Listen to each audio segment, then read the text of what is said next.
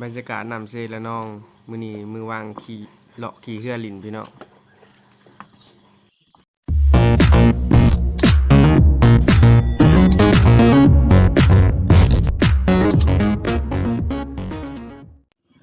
กราบสบายดีพ่อแม่พี่น้องเพื่อนสุขุทุกคนเนาะมื้อนี้ก็สิพาไปเลาะน้ำเซเนาะทางไปก็วิวงามเด้อพี่น้องเดี๋ยวไปเบิ่งนํกันพี่น้องว่าสิเป็นจังไดมีผู้สาวพาเลาะผมมื้อนี้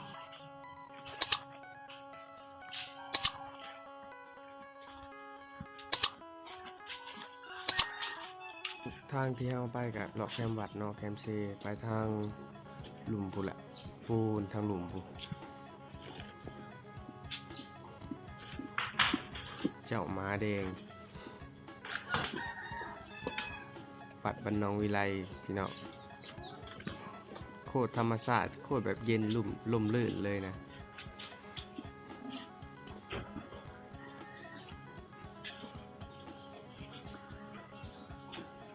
มีผู้สาวตั้งหน้าอย่างนำ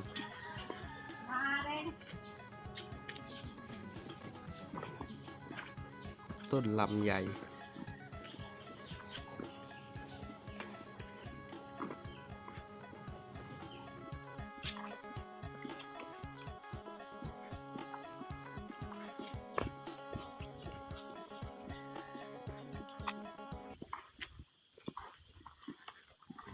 ตอนนี้เขาก็หอนำซีแล้ว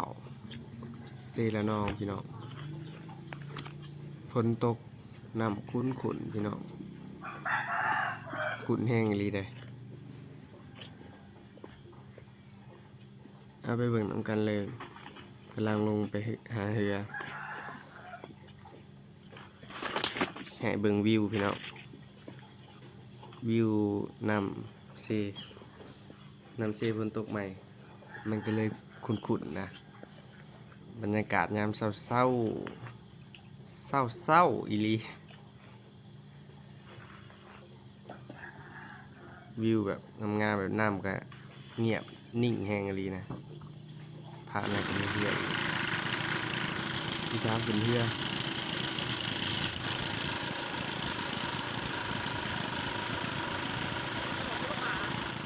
ไปกันเลยพี่น้องออกเรือเลยไปกันเลย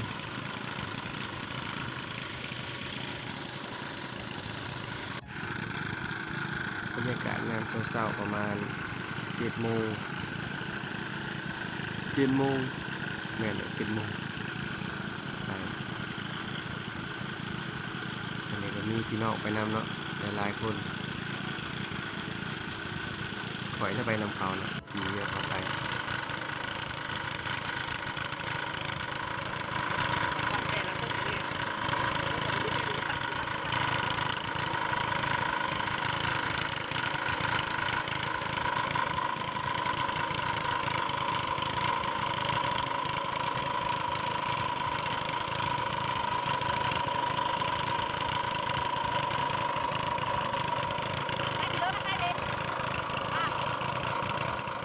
วิวหลอก2 พังทางพี่น้อง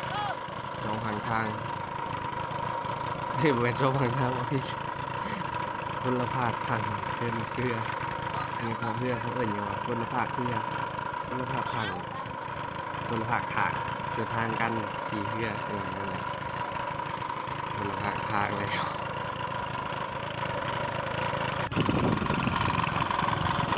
อันนี้ก็เป็นเพื่อเนาะเรือขับเรือเราผู้โดยสารบรรยากาศโดดเนี่ยมาพวกเรามีกันสิมีผู้สาวขนาดพาไป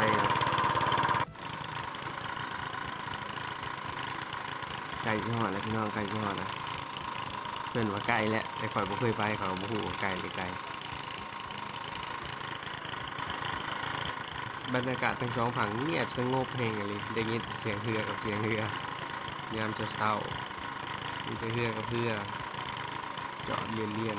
คนทางยังอีกแนวไกลฟังเสียงพินหลอกแกมเซไปพี่น้องบ่มีเสียงพังเลยดิ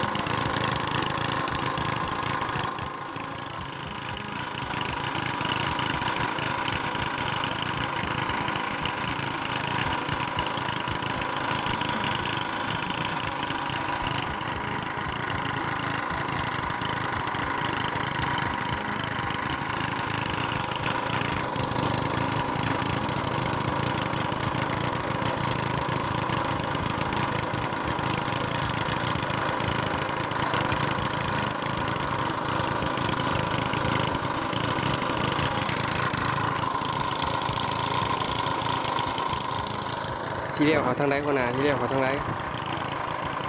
เรียกเขาทางใดนี่หอดถังแล้ว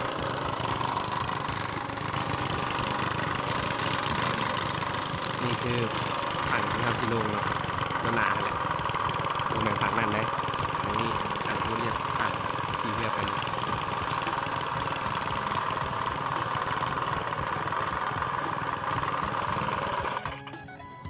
หอแล้วทิมสมอ